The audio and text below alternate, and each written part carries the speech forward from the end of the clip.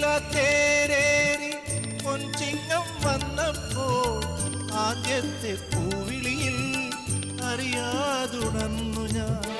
ജന്മപുണ്യമായി കൈവരും സ്വപ്നമായി തുമ്പിലയും നീർത്തിവച്ച് നോറ്റിരുന്നു ഞാൻ.